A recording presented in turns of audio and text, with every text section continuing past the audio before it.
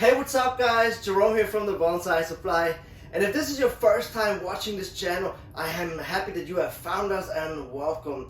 If you enjoy bonsai content, I hope that you guys consider subscribing to this channel.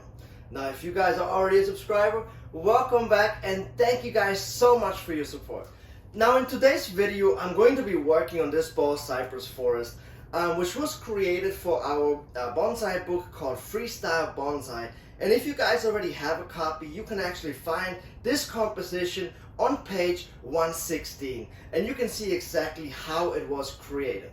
So now today I'm going to be working on this tree for a number of reasons. Number one, I'm going to be working on this tree because I allowed this composition to freely grow since it was created for the book. So for the last year and a half to 2 years, I just allowed it to wildly grow, and that's why you can see how some of the shoots are long and some of the shoots are not as long, and this has to be corrected today.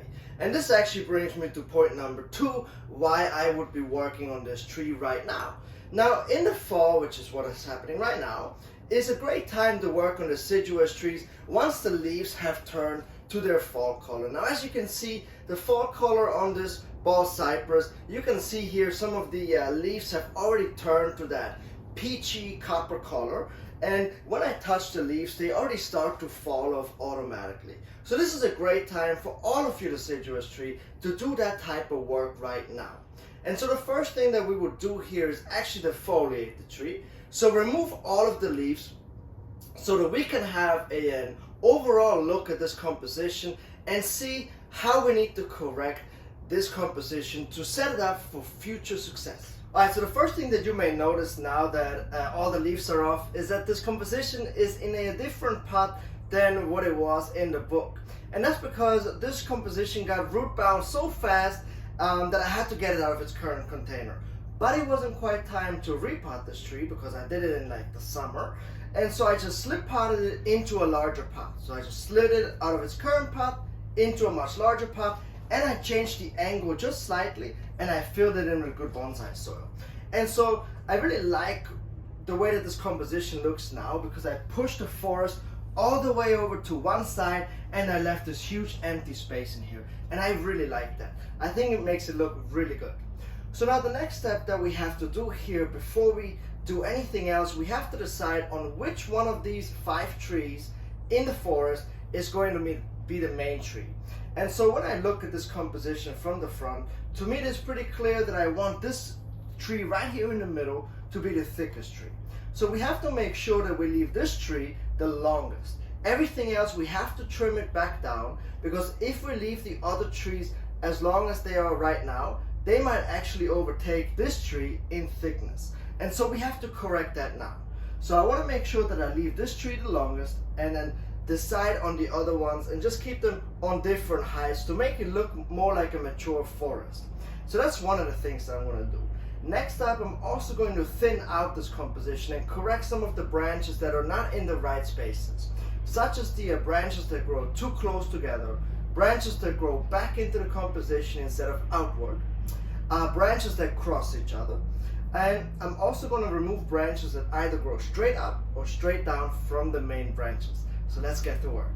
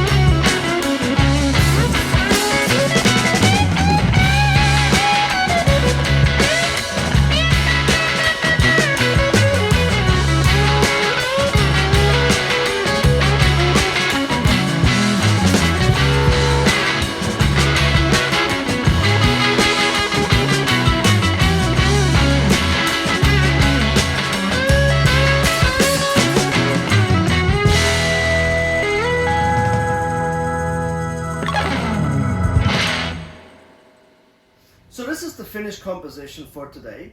And to me, this looks really good.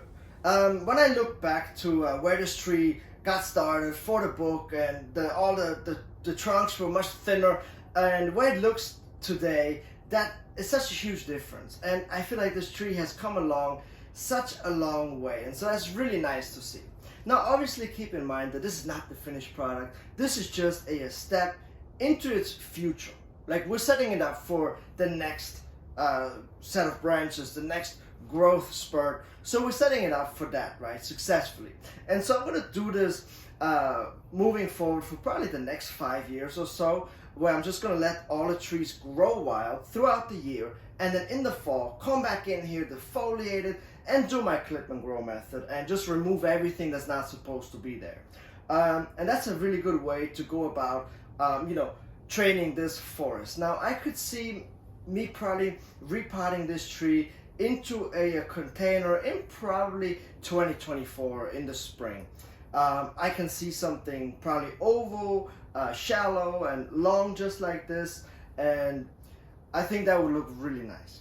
So I hope that you guys enjoyed today's video. Now if you have any questions, please drop them down below in the comment sections. Also, if you have suggestions of things that you would like to see me do in upcoming videos, also please leave those suggestions down below. I would greatly appreciate it. Now please make sure that you subscribe to our YouTube channel if you haven't done so already. Give this video a thumbs up, and I will catch you guys next time.